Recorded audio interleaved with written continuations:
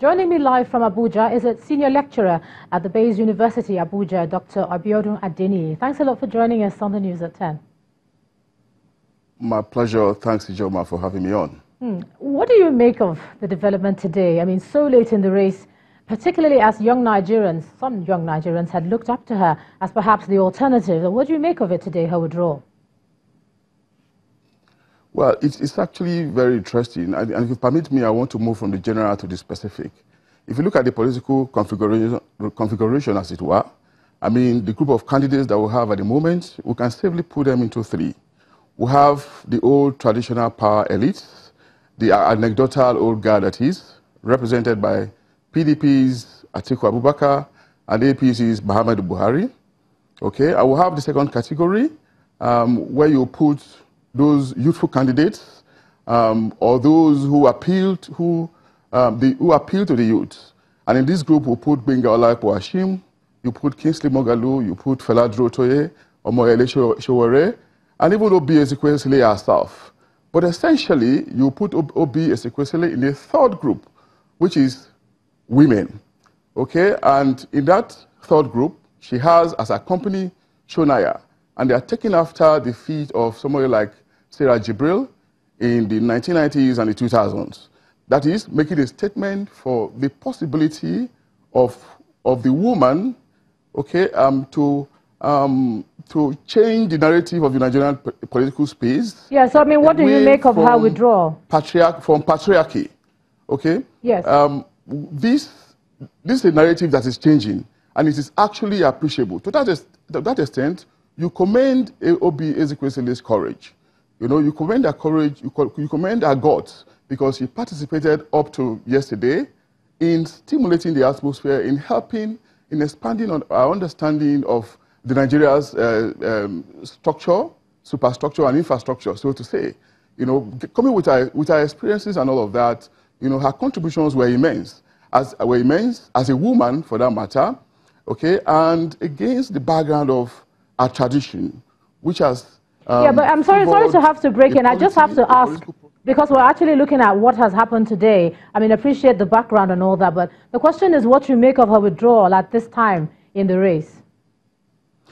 Yeah, I was actually building up to my point, really. You know, it's okay. The withdrawal is okay. I don't make any there's no big deal out of it, really. Yes, last year she was part of a process, part of an agreement, where she was a referee, so to say. And again, she changed her mind and decided to contest to join the race herself. There's nothing wrong with it. If she withdraws, you know, it's like a striker approaching a goalpost and seeing that he will not score a goal and pulls back, goes back to the midfield, I mean, to replan his strategy, you know, so that he can score the goal. Okay, so if he withdraws now, the future is still there. 2023 is also there. Then 2027 is also there. And even if she's not there to contest herself, you know, she has made a statement for women, for the women folk. That's my argument, really. Okay, and so I'm saying that as a woman, alongside Sonaya, alongside Sarah Jibril, they're making a statement just like the youth, represented by... Sorry to cut in again, Dr. Adeni. Apologies. Sorry to cut in again, but the question tonight is, can she really do this at this time? I mean, there's controversy over whether there was an infraction or not. I mean, just taking you back to that section 53, saying that a candidate may withdraw his candidature by notice in writing. And it goes on to say that that shall not happen, not later than 45 days to the election. We're well beyond that. So the question for you tonight is, I mean, at this time of the race, is there an infraction or it's fine that she's withdrawn as she's done? I appreciate your question, Ijoma. And I don't also see any problem in that. You know, well, if INEC is saying that it's too late for her to withdraw, all she can do is to tell her supporters to vote for a candidate that they probably will agree with in their coalition. Okay, it's okay for them to come together.